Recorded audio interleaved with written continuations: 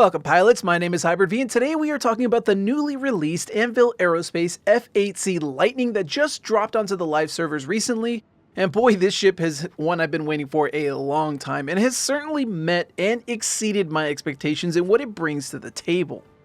If you are not already aware, there is an event going on right now until the 7th of November where you can either acquire one for free or unlock the ability to purchase one from the pledge store. A link will be in the description if you want to learn more about the event, but what today's video is really focused on is the Lightning itself and how well it holds up. First and foremost, this ship is quite the looker.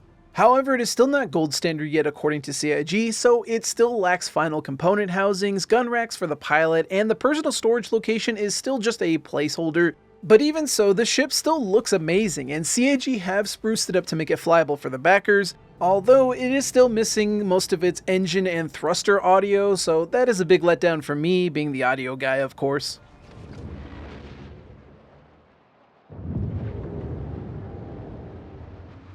What? That being said, most of the footage you will see here is of me testing out the ship against AI bounties. I tried many different types of loadouts and a bit of PvP as well to see how it stacks up, and man does this ship pack a punch. The F8C is the civilian variant of the F8 that the military uses in the UAE Navy. Essentially, all the hardpoints have been dialed back by one size compared to the military version.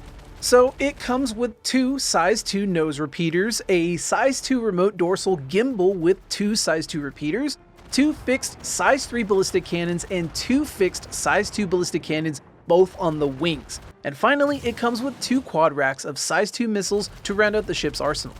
This thing is a nose-on DPS king with all that firepower facing forward. It does, however, mean that its rear is quite vulnerable to lighter, more nimble fighters. However, unlike other heavy fighters that offset this weakness by utilizing a turret operator, the F8 instead lacks a proper turret station and thus needs to rely on its agility to slip in and out of effective combat ranges, as its main engines can pull some serious Gs. It also has insanely good roll characteristics that put it well above any other heavy fighter when it comes to maneuverability. It also performs amazingly well in atmosphere despite its size and weight, and this is all without control surfaces currently. Overall, this ship pretty much outclasses most dogfighters, with the exception of, say, the Arrow, which is still the premier duelist ship for PvP heads. But even so, this ship in the right hands will absolutely give an Arrow lover a run for their money, as all that firepower and maneuverability means that one small mistake by the Arrow is all it takes to get reduced to slag in a second. Well, I mean, that's pretty normal for most Arrow owners, they'll tell you that anyway, but still, this ship, you do not want to make a mistake against it in any ship, regardless. It is just absolutely a beast. But this ship is not only an agile top-tier fighter capable of dishing out the pain. Being a heavy fighter, it also can take an absolute beating as well, sporting two size 2 shields and more health points than a Scorpius or a Warden. This thing can survive battles that would space any other normal fighter. Interestingly, also, those two size 2 shields have also been balanced to be a bubble shield rather than front and back shields, which is what you would normally see on other heavy fighters sporting size 2 shields as well. So swarming this thing is going to be one of the few options you will have to utilize when trying to take this beast down. The default loadout is serviceable, as it is a nice PvE package for taking down bounties or other missions and events. But if you choose to swap things out, be mindful of the gun convergence. Much like the Scorpius, the Lightning's wings will miss targets that are close with the default convergence settings, so it's best to dial that range closer to ensure better accuracy. Otherwise, you will notice your shots missing quite a bit, as the overshoot from the convergence can be quite an annoyance to deal with, so make sure you dial that in before you actually start flying this thing.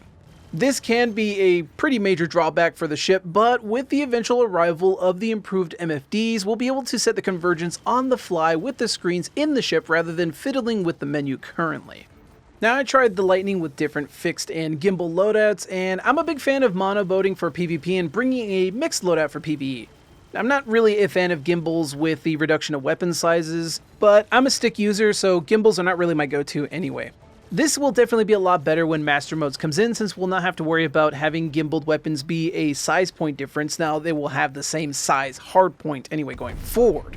In PvP, I would recommend you just stick with all repeaters as usual with its high levels of agility and sustain. A monoboat repeater loadout will have a smaller mag pool, but the DPS trade-off is just completely unrivaled. So I recommend if you're going to do this in PvP, all repeaters. You really shouldn't have to do anything else with it. However, in PvE, you may want to consider a mixed cannon loadout to crack those beefy ERT targets. My favorite is laser cannons on the nose and mass drivers on the wings for all that insane alpha against heavy multi-crew AI ships. Speaking of bounties, this ship still does not hold a candle to the Ares Ion or even the Eclipse when it comes to bounty hunting farming. The sheer amount of HP enemy ships have in comparison to the amount of even a full cannon loadout on a Lightning, it just doesn't even come close to how quickly an Ion can erase ERT heavy targets, so if you're an Ares owner, don't expect the Lightning to take over ERT farming duties quite just yet. At the end of the day, the Lightning is a purebred dogfighter, so heavy anti-multi-crew duty is not really its strongest suit compared to, say, the Ion or even the Inferno, for that matter. And lastly, this ship is quite the nice in-system patrol fighter with a 2500 QT fuel tank. This means you can slap an XL1 on there and zip between the points on Stanton pretty darn quick, with half a tank still remaining, so this makes it a pretty solid choice for bounty hunters that need to chase those players across the system. Now, with the current flight model and meta, this ship is absolutely the king of dogfighting. People have equated it to the F-22 Raptor in real life, and as a DCS player, I would agree. There's a lot of firepower, maneuverability, survivability, and all that means is the ship is going to be pretty much the staple of any organized patrol fleet going forward.